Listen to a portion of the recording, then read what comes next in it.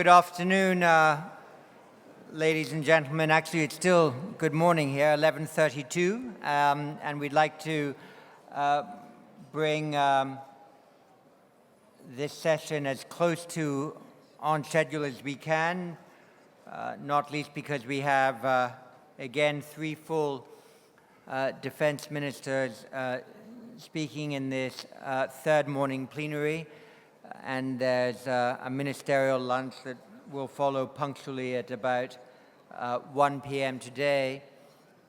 I might just note that in the 17 years that we've organized the Shangri-La Dialogue, this is the first one where we've got a perfect record of all 13 plenary speakers on the Saturday and Sunday all being full ministers. So in terms of the diplomatic protocol, we've reached the absolute heights. And it's a standard that we will wish to maintain as we move also into our 18th Shangri-La Dialogue in 2019. And I really appreciate, given the pressures on the ministers' times, the ability they've had to devote themselves to this weekend. Those ministers of defense who work within parliamentary systems have committees to appear before, defense budgets to explain, defend, and justify, and juggling those requirements and keeping the Shangri-La Dialogue in the agenda has been challenging for some, but I'm glad that those who've had to deal with those questions have been able to meet that challenge. For the last 18 hours or so, we've been thinking and discussing about the shape geopolitically of this region, the Asia-Pacific region, the Indo-Pacific region. There are a number of different organizations that exist in the region that themselves aim to shape Asia's evolving security order, but that security order is shaped also as much by individual policy making of the different governments and states in the region and that are resident in the region or who have important engagement in the region. So balancing those national, minilateral, multilateral, institutional, and organizational efforts is an important question, and that's why we have on the agenda for this third plenary session shaping Asia's evolving security order. And we're delighted to have two large ASEAN countries represented on this panel. I think every person who's spoken so far at the Shangri-La Dialogue has talked about ASEAN centrality. There was a very strong message from Prime Minister Modi yesterday, repeating the sense that a unified ASEAN could remain an engine of defense diplomatic activity in the region. And so it's very important to have two authoritative ASEAN perspectives in this session on Asia's evolving security order. And it's a delight to have with us again for her second year running Marise Payne, the Minister for Defense of Australia, who is indeed one of those ministers to whom I earlier referred, who has to juggle a lot of parliamentary duties with her ministerial ones, and I just learned now has the obligation to speak not just before her Defense Committee, but before her Foreign Affairs Committee in order to defend her budget, which she will do shortly. So with that lengthy preface that helped to ensure that all of you have taken your seats and that the room has settled, I'd like to invite the Minister of National Defense of Vietnam, General Xuan to address the third plenary of the Shangri-La Dialogue. Thank you very much, sir.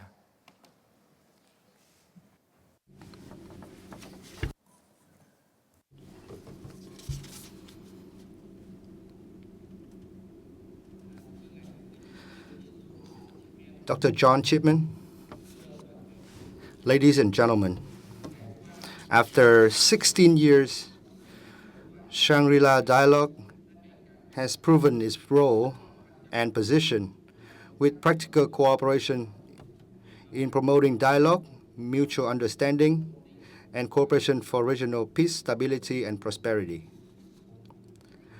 I would like to thank the IISS, the government, and the Ministry of Defense of Singapore for inviting me to this meeting and give the opportunity to share my viewpoint in this important plenary session. This year, a large number of politicians, diplomats, military leaders, and scholars representing different countries attending Shangri-La Dialogue, especially the participation of the Indian Prime Minister Modi with an important keynote speech yesterday. His speech and other ministers' interventions before me once again have shown the common aspiration for peace, security, and stability in the region and the world. At this time, while we are actively cooperate to nurture regional peace and stability, it is required to take a good look into the reality that the traditional and non-traditional security challenges, which is including territorial dispute and terrorism, which was forecasted and now is very much existing, and place the potential and promising Asia-Pacific in front of genuine and immediate risk. We are witnessing the great power shift toward major power toward Asia-Pacific,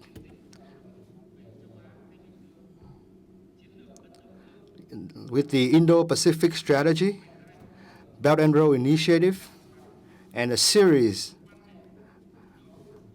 of country grouping in the region, all of which are announced to aim for peace and stability. However, the outcomes of the region, for the region and the world, are somewhat yet to be unveiled.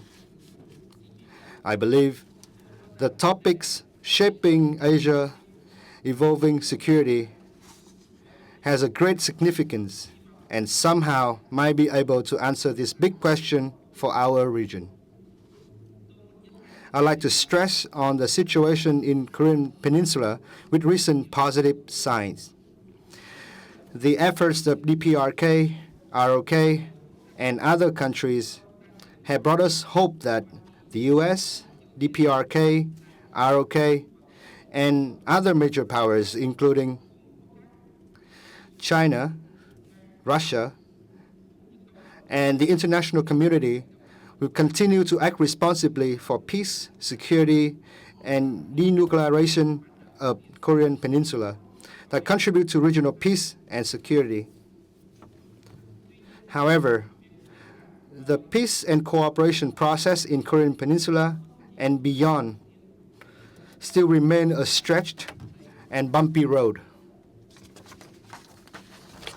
Ladies and gentlemen, the fact that all concerned parties agree to sit down and resolve disagreement and dispute by peaceful means of dialogue instead of confrontation, threaten the use of force, or act unilaterally is really the best solution which can resolve multiple issues on the basis of common interests, respecting international laws and regional institutions. From the reality and our experience, we believe to resolve complex security issues, first and foremost, each country must be able to determine its own fate.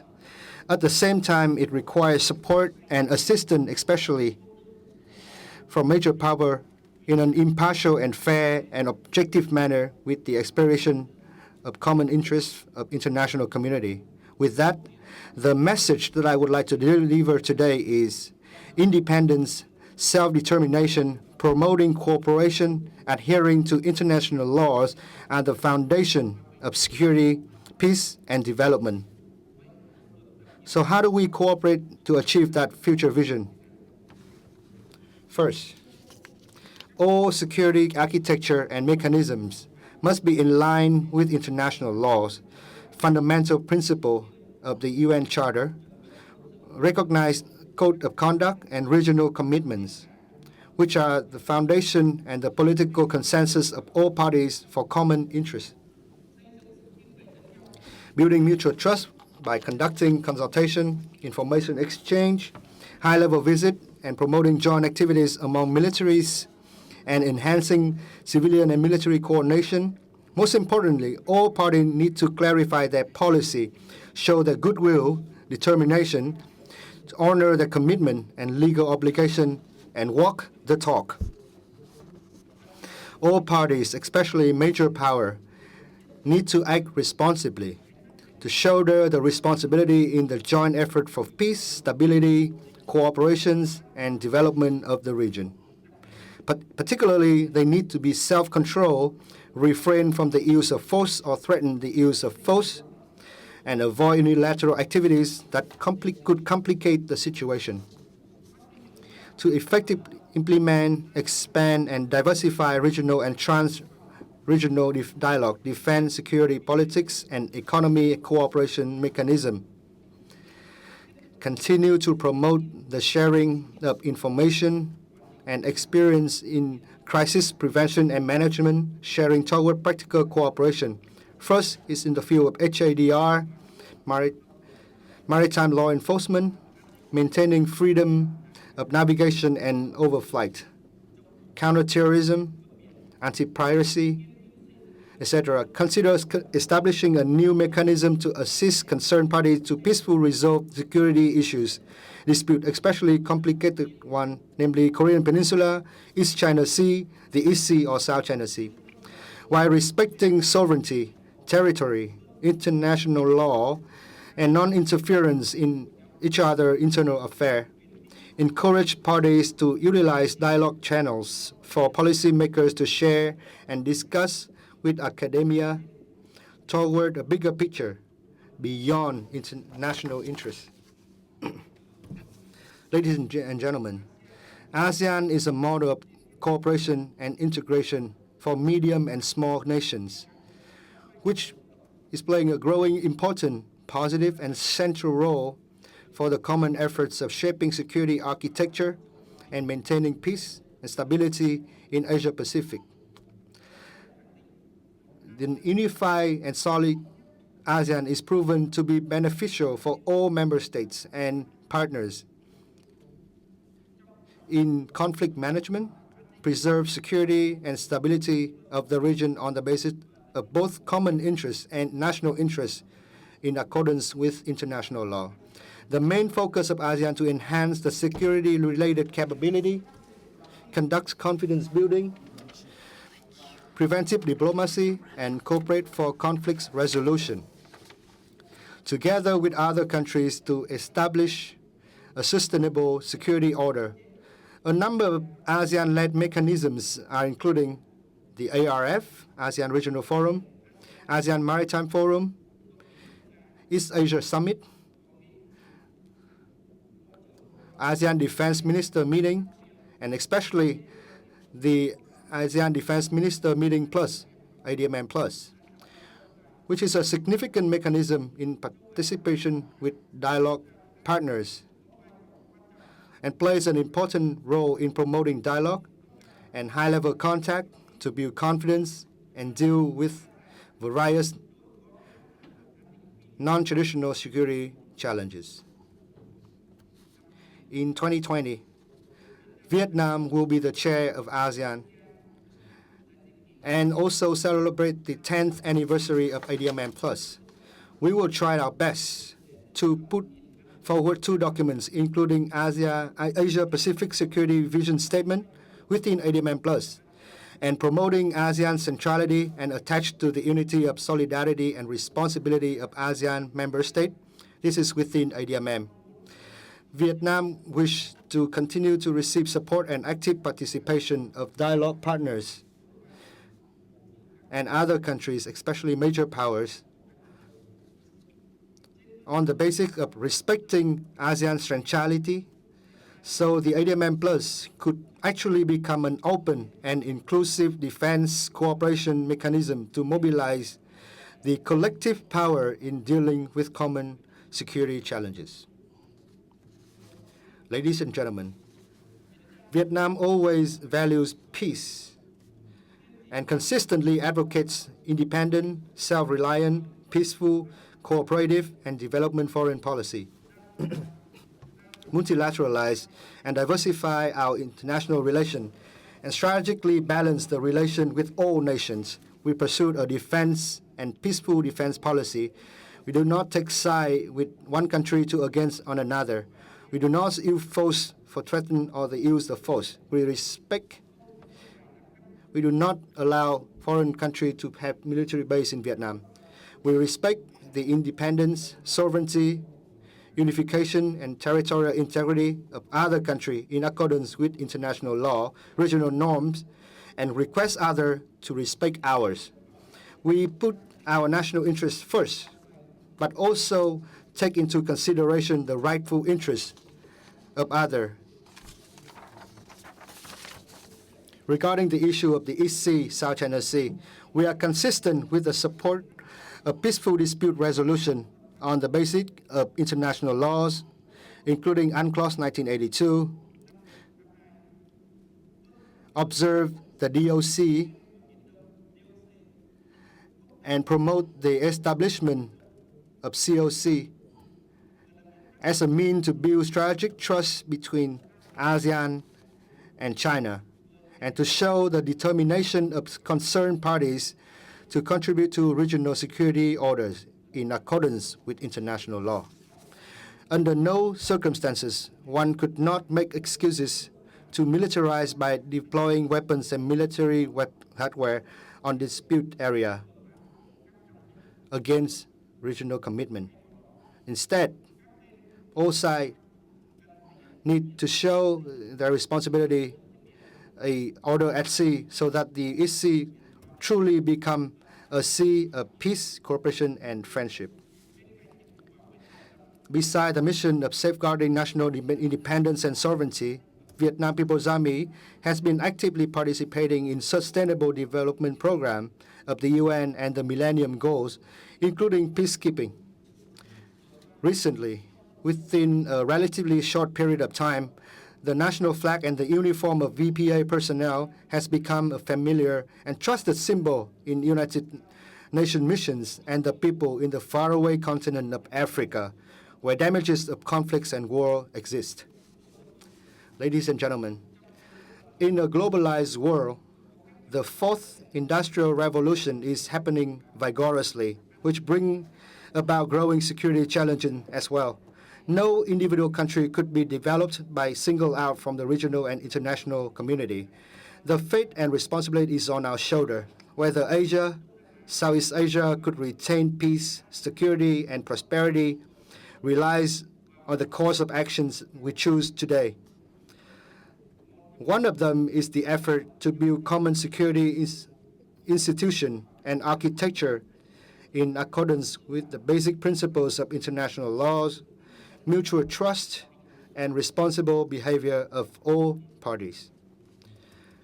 On this occasion, I also would like to express my support and congratulations for our Singapore as 2018 ASEAN Chair and all the initiatives being presented as a team resilient and innovative.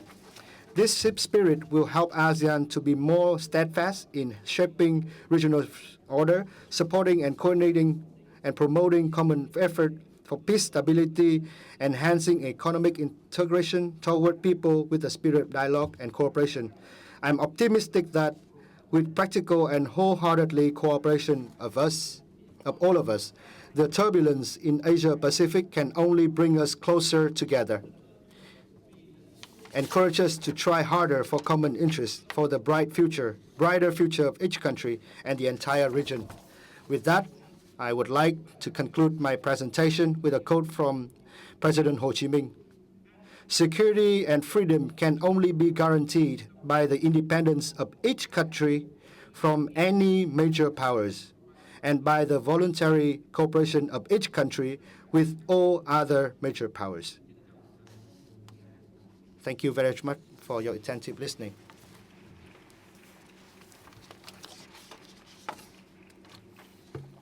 Minister, thank you very much for those remarks and in particular for advertising your goal of having by 2020 an Asia-Pacific security vision statement ready for the ADMM plus that you will chair in that year, and perhaps during the discussion we can talk a little bit about what that vision statement might contain. It's now a real pleasure and honor to invite again General Ryacudu, the Minister of Defense of Indonesia, to address this third plenary. Thank you so much.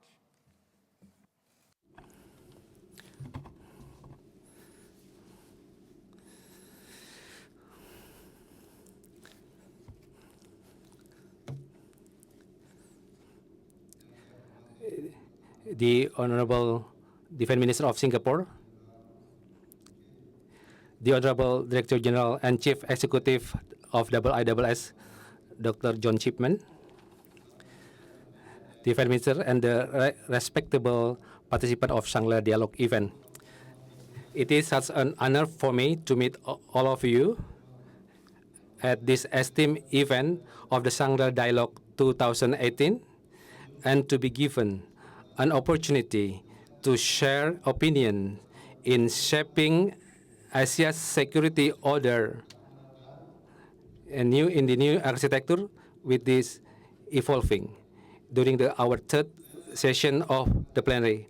I deeply appreciate the warm and friendly hospitality of the government of the Singapore, represented by the Ministry of Defense of Singapore and the organizing committee of the Shangri-La Dialogue event 2018. Distinguished participants of the Shangri-La Dialogue event. The strategic maritime axis of Indo-Pacific region stretches from the South China Sea in the north, then move to the waters of Natuna, and then move to the Malacca Strait, and move to the south to Strait of Sunda, and then to the Indian Ocean. This lucrative sea lane, worth $5.3 trillion annually. It is equal to 1/3 of the world trade. The security development of this concerned maritime axis leads to the development of the Indo-Pacific geopolitical and geostrategic current trends, which at the same time give ways to the emerging of new trends of tangibles and obvious challenges and threats and internation. Based on Indonesia perspective, in the future, the threat is not about conventional war or the open war among nations. That the so-called the non-factual threat, it only can happen with the anticipated indication and needs times to be considered. Now it is timely for us to exercise caution, to give more attention and focus to address our factual threat, which is terrorism and radicalism, separatism, insurgency, natural disaster, environment, calamity, border dispute, natural resources poaching, pandemic disease, and the trafficking of illicit drugs, intelligence, and cyber war. In this regard, we have to put forward unity and to enlarge our similarity and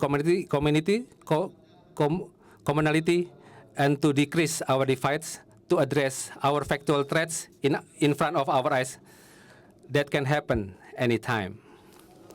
The nature of the aforementioned threat are more unpredictable, ignoring border, ignoring religions, ignoring time and can happen anytime, sooner or later, and inflicting random victim. Distinguished ladies and gentlemen, in this, I would like to take this opportunity to focus on how we address terrorism.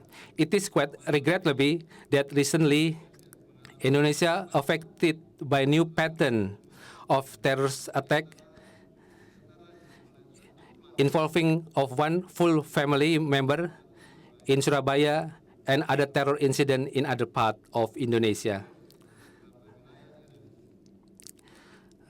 Currently, our security forces is still hunting at one family that is still at large.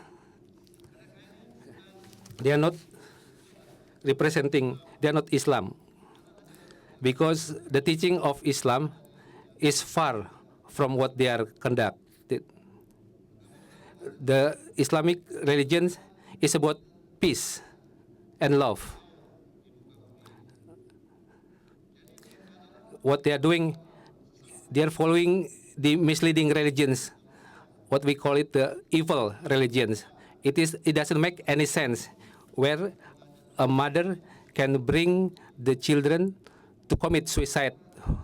Where is the heart of a mother?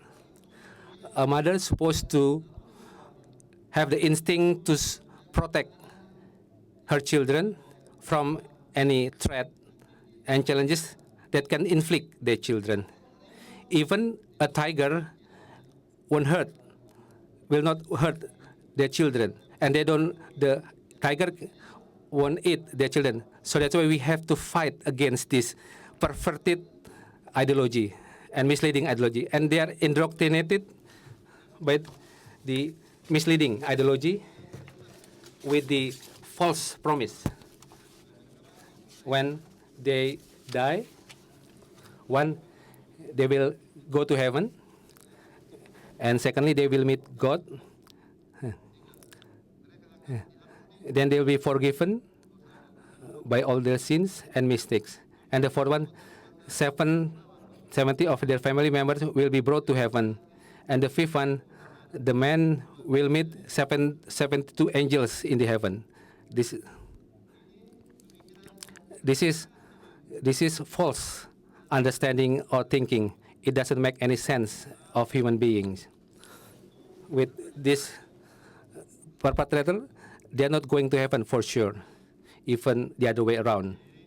This way of thinking have to be changed and to be revised, and even if not to be diminished. Ladies and gentlemen, currently we are in the region and in any part of the world are facing a very real potential threat. As I mentioned above, the danger of threat of terrorism and radicalism of the third generation post-Al-Qaeda. Al-Qaeda is the first generation, and post-Daesh announcement in Iraq and Syria, it is the second generation that has been destroyed in the Middle East, in Iraq and Syria. Recent acts of terror in Indonesia due to the order and control by the ISIS group in Kabul, Afghanistan, and the Mosul. The nature of the third generation terrorism threat is the evolution of the decentralized manner to be more decentralized manner. If all the threat centered in Syria, and now it is decentralized and spread in a part of region in the world, ranging from to Africa region, Europe, and East Asia division, and Southeast Asia especially.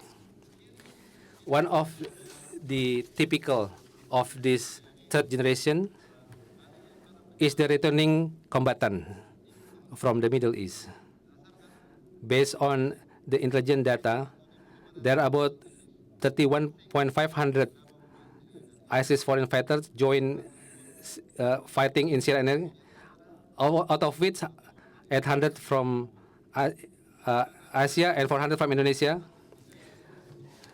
This third generation of radical terrorism threat has the nature of decentralization into the territory of provinces based on the sleeping cells and standalone operation or lone wolf and radicalized by online media through social media and the use of sophisticated or advanced technology, how they can make bombs. Ladies and gentlemen, the participants of Shangri-La Dialogue event. To address this development, quite recently, Indonesia has revised the anti-terrorism or counter-terrorism bill that will involve the military forces to address terrorism that's becoming more terrible. The threat of terrorism is the organized crime that try to change the democracy and nation ideology. So in this regard, the role of the military have to be expanded to address this issue or to tackle this, to tackle the terrorism that doesn't make sense with the suicide bombing. We have to have the strategy to change the mindset. We cannot tolerate this kind of thing. Then has to be tackled with a concerted strategy and structured strategy and systematic strategy. In this regard, Indonesia capitalize on the strategy de-radicalization through the strengthening of the mindset or to counter narrative. For example, how to crush terrorism, it is not always through the hard power or use the weapon, but we have to strengthen the mindset and ideology of a nation, of the state. All the people of Indonesia have to participate to fight them with the concept of strengthen of the so-called spirit of defending the state or spirit of nationalism, the so-called bela negara. The breakdown of this bela negara consists of our values that reflected in our ideology of Pancasila, and not so we have to strengthen our ideology not to be easily influenced by the radical ideology. Then we have to crush any misleading or perverted teachings. In this regard, in line with the books of the Future of Power, written by John Ye, written 2 years after, where on the book, at the aspect of tackling terrorism through weapon only contribute 1% to tackle the root cause of terrorism, while 99% the solution of radicalism and terrorism is through the participation of the people, through the strengthening of their mindset and to strengthening the state ideology.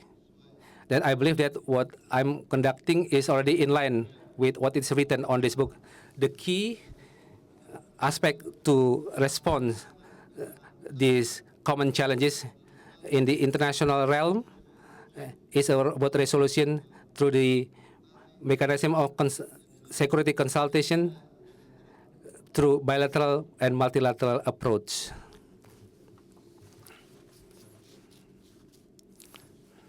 Indonesia, together with other nations, Philippines and Malaysia, telah already take action and cooperation in a concrete manner through the establishment of trilateral platform in the Sulu waters, with conducting joint patrol and coordinate patrol on the sea, in the air, and in the future, in 2 months from now, we will like to step up and elevate this cooperation through the land forces joint operation. The aim of this joint operation is to locate the ISIS in the southern Philippines, not to be spread anywhere. To strengthen our surveillance system and early detection for the potential of the development of ISIS in our region, Indonesia has come up with the new initiative, with the concept of the intelligence sharing strategic, the so-called Our Eyes initiative. The Our Us initiative has been launched officially on the 25th of January 2018 in Bali, Indonesia.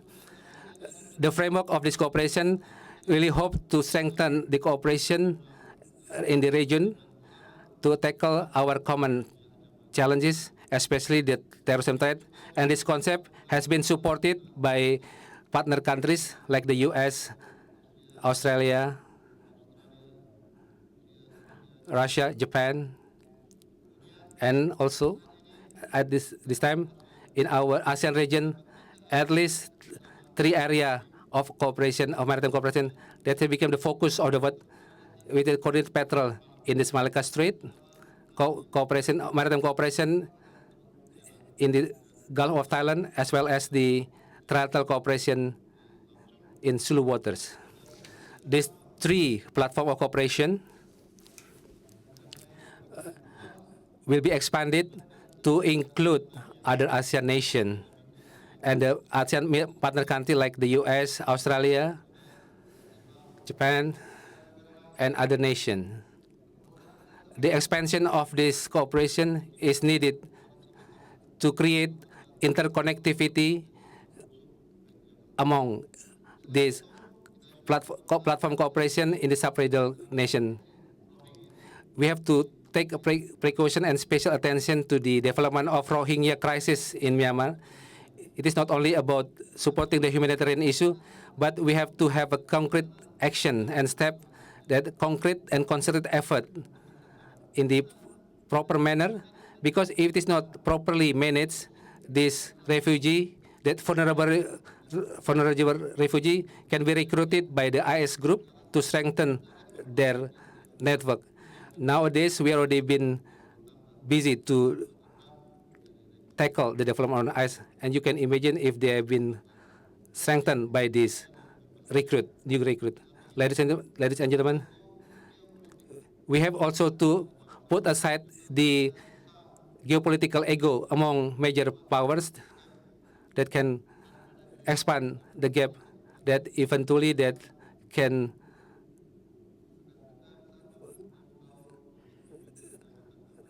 then in this regard we have to focus how we should tackle our challenges together.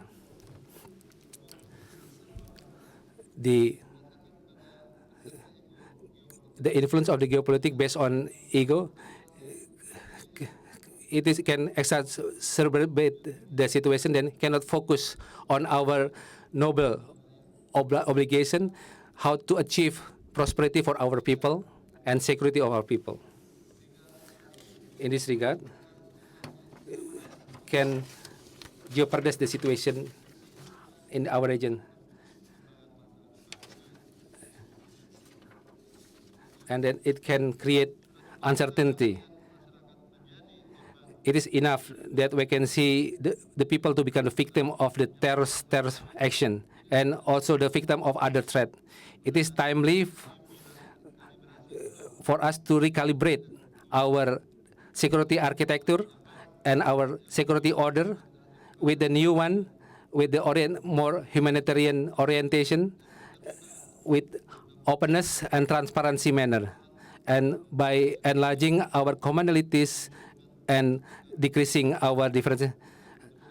And it is in line with our noblesse oblige as a human being in this world.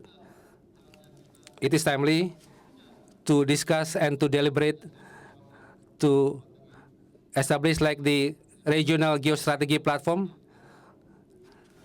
or regional practical security platform to face the common real threat, which is terrorism and other transnational crime, based on the commonalities of values and perspective in order to implementing the stability, peace, and prosperity that can involve every nation that for our strategic to achieve our strategic interests. The concrete form of cooperation include joint exercise to safeguard our maritime security, intelligence security information exchange, and the mechanism of cooperation in terms of emergency. We have already had the security architecture modalities that can be developed, ranging from ARF, East Asia Summit, ADMM, ADMM Plus, and track diplomacy, such as Ryamizard Dialogue, Japan Defense Forum, Putrajaya Forum, and others, as well as this prestigious Shangri-La Dialogue Forum. Those modalities are more than enough to address our threat in the region and as a guideline for us to crush terrorism. But the most importantly is the implementation or the operational implementation and concrete action of this platform. In the future, we are starting with the more concrete and operational action as the implementation or the follow-up of our discussion in this platform. Ladies and gentlemen, the distinguished Shangri-La Dialogue participant, I believe there is no any country that can solve the problem alone. With the capacity that they have, they need the cooperation among nations in the region to tackle our challenges and threats together.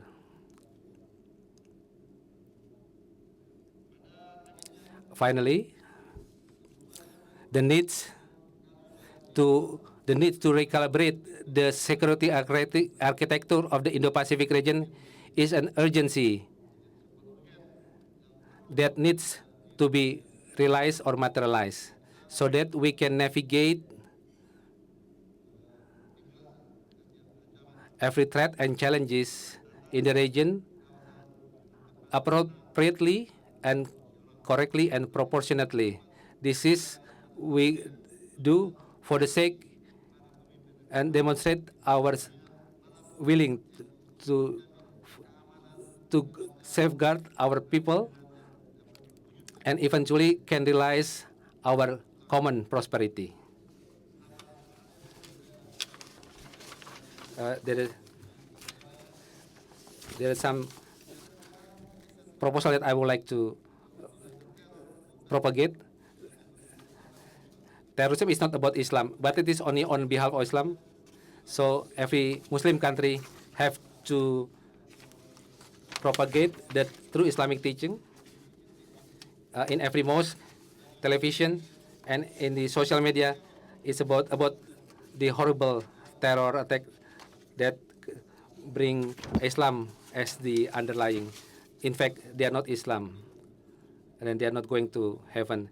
We have to keep socializing this information. Seeking root, we have to find all the activities on their identity and their picture, especially when they are still in Afghanistan or Iraq, Syria. Then we identify who is coming from where. And the people that coming from ASEAN, we have to identify whether or are they coming back to the origin country. Then we have to capture them, and we have to track their financial support, and we can spread all their address in any nation that join this intelligent cooperation, including the social media network. I believe with the clear intention, and if it every problem can be solved together. I believe that's all that I can say on this special occasion in addressing the development of security in the region, especially in facing security challenges, as I mentioned above, understanding to enlarge the similarities and commonalities and minimizing and diminish our differences is always presented in order to provide the right direction to manage our security order in this region. Thank you so much once again for your kind attention. May God bless you all. Thank you so much.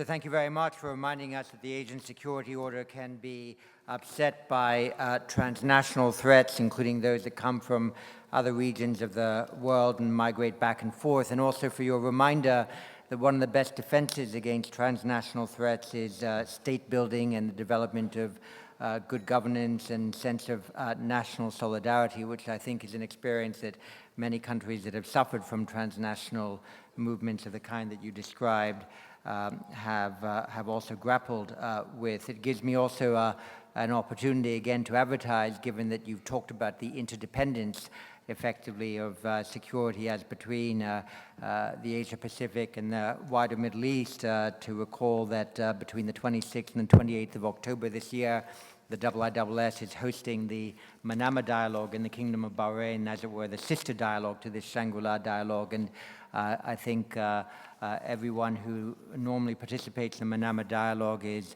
increasingly keen to welcome perspectives from the Asia-Pacific at the Manama Dialogue, given the strengthening economic, political, and security relationships between key countries in the Indo-Pacific region and the countries in the Middle East. So we hope to see a number of you here at the Manama Dialogue at the end of October.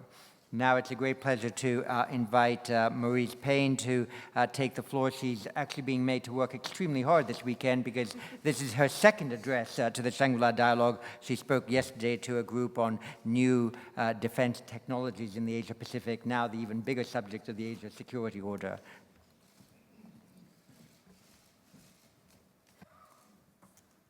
Thank you very much, John, and good afternoon, ladies and gentlemen, my ministerial colleagues, particularly our host, Dr. Ng. Thank you very much, Ng Hen, for your hospitality here in Singapore, the very many distinguished guests who are here today. It's my great pleasure to join a panel, particularly with my friends, General Lich and General Ryamizard, here today to discuss shaping Asia's evolving security order.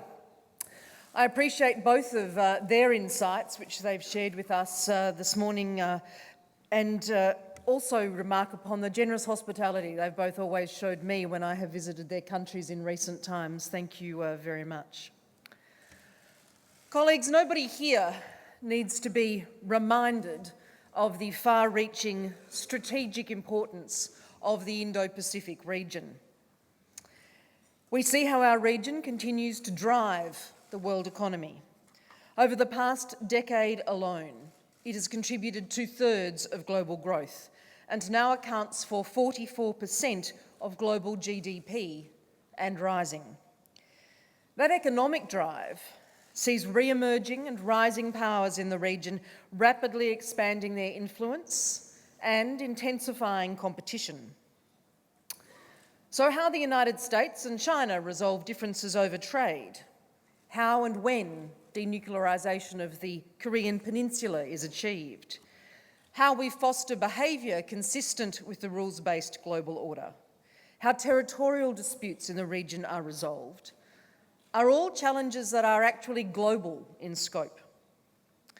Added to this, as Minister Ryamizard has just reminded us particularly, the terrorist threat continues to challenge Southeast Asia, as recent events in Surabaya, as earlier events in Marawi have tragically reminded us. Nobody wants to see Daesh take root in our region after being denied territory and legitimacy in the Middle East. By way of framing my remarks today, let me suggest 4 overarching considerations for our deliberation. Firstly, we should continually remind ourselves that half a century of stability came about not by chance, but by design, by negotiation, and by persistence. For now, we all enjoy the benefits, and perhaps those who benefited most were those nations whose growing economies were protected from coercive practices and were able to trade freely within a framework of self-determination and known rules that were globally enforced. More generally, a key role in establishing norms of behaviour was indeed played by ASEAN. The principles in the Treaty of Amity and Cooperation, to which Australia acceded in 2005, continue to resonate, namely mutual respect, freedom from external interference, non-interference, peaceful settlement of disputes, renunciation of force, and effective cooperation. These are principles to which Australia, as ASEAN's first dialogue partner, is fully committed, and which we reaffirmed at the ASEAN-Australia Special Summit hosted in Sydney this year. They're the principles by which Australia guides our interaction with our regional friends. More does need to be done to entrench these principles, not just as habits of cooperation, but as durable rules and norms with structures for enforcing them. In making these observations, I acknowledge the crucial role played by more than 70 years of United States engagement in the region. This has been instrumental in putting the region on the path of security and sustainable economic growth. The peace, the security generated by the engagement of the United States in the region has paid dividends. The US has championed open trade and investment relationships, strengthened national sovereignty, and engendered the stability needed for the region's rapid economic process. I welcome the remarks by Secretary of Defence Mattis this morning, reinforcing the message that from Jefferson to today, the United States' commitment is strong, and in 2018, their commitment to building shared destiny in the region. It's in all our interests that the US remains actively engaged in the region to ensure that peace, security and stability continues to benefit all. We also acknowledge that a prosperous China, constructively engaged in global affairs, is a good thing. It's not possible to address global challenges such as North Korea or climate change without China's involvement. The second important consideration is that strategic competition has to be bound by principles and rules. The most recent positive example from Australia's perspective of how this approach can function positively and effectively is the Maritime Boundary Treaty signed between Australia and Timor-Leste in March. This treaty was negotiated through the first ever conciliation held under the auspices of the UN Convention on the Law of the Sea. The treaty is a testament to the way in which international law, in particular in this case the UNCLOS, reinforces stability, allows countries to engage and resolve disputes peacefully without coercion and by the rules.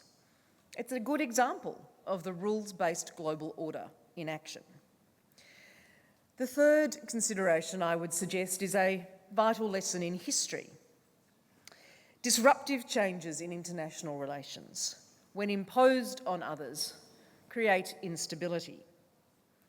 Changes to the rules-based order must evolve through open discussion and be agreed as broadly as possible if those changes are to support the continuation of development and growth.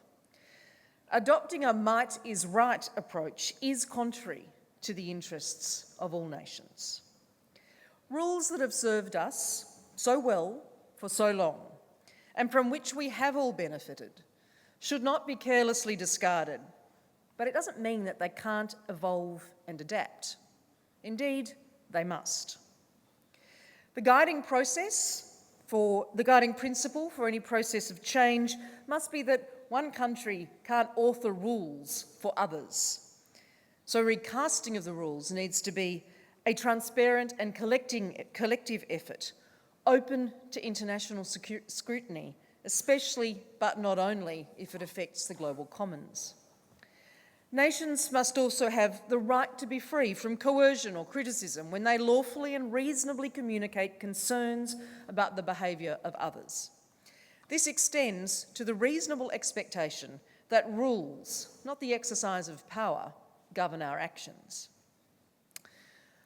For example, Australia's position on South China Sea territorial disputes is well known and well established. Australia encourages all countries to clarify and resolve their territorial claims in the South China Sea based on international law. And we've welcomed movement by ASEAN states and China towards a code of conduct for the South China Sea, and I noted General Lich's observations in relation to that in his remarks. When Australia disagrees with the actions of another nation, including our partners and our allies, we say so. For instance, Australia continued the Trans-Pacific Partnership project with like-minded nations, including many who are here today, to successfully bring the TPP to life, despite the pessimism of some, and in that case, the very different view of the United States. Finally, the fourth consideration I would suggest, that we benefit most from a regional order where the rights of all sovereign nations are protected and encouraged. As a nation, Australia is prepared to address threats as they arise, especially those that challenge the fabric of our regional stability and security, such as terrorism and such as North Korea's illegal ballistic and nuclear weapons program.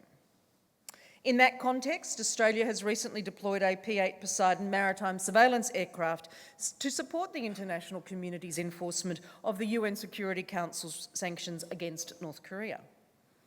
And in some instances, this will also mean a very practical commitment to security engagement at the request of another government in the region. We saw this in relation to contributions made by Australia and others to helping the government of the Philippines after the attacks made on the city of Marawi by terrorists. The successful efforts by the Philippines to defeat terrorists in Marawi adds to our collective regional security, and we have to work towards closer cooperation on counter-terrorism measures. Indeed, in terms of endeavouring to further enhance cooperation in this area, in February this year, just 4 months ago, I hosted an inaugural sub-regional meeting of a number of defence counterparts and representatives from 6 Southeast Asian countries in Perth in February to share lessons from a number of things, to share lessons from coalition operations in the Middle East against Daesh, to hear from the Philippines particularly about their experience in Marawi, and then to work to devise strategies together for enhancing cooperation in the area to safeguard against transnational terrorism taking root in Southeast Asia. My fellow panellist, Minister Ryamizard, attended the Perth meeting, and I'm pleased that he has agreed to host the next meeting in Indonesia in 2019. I particularly note his message to us all today about the threat of returning foreign fighters to our region. It is real and it is timely. Defence forces in and of themselves, indeed, can't, of course, defeat terrorism, but they can work to defeat terrorists. They have a vital role to play in supporting the whole of government responses and efforts to root out terrorism. Ladies and gentlemen, in the broad context of this discussion today in terms of shaping Asia's evolving security order, I also want to note that Australia is a strong supporter of the United Nations Security Council Resolution 1325, the Women, Peace and Security Agenda, and we continue to work with our regional partners to strengthen women's military participation in conflict prevention and resolution. We also know that women and children are disproportionately affected by conflict. We also know that increasing women's representation in peace and security processes increases the likelihood of long-term success. More broadly, Australia's approach to the Indo-Pacific also involves engaging with nations small and large, both bilaterally and in smaller groupings, to strengthen the cohesion of nations that share our vision for the region. Our trilateral strategic dialogue with the United States and Japan is well established, and we're also always open to new opportunities to work with other close partners. We continue to recognise and welcome ASEAN's central role in providing regional leadership. I also note Prime Minister Modi's commitment last night, in an excellent speech, of India's readiness to support a free and fair Indo-Pacific.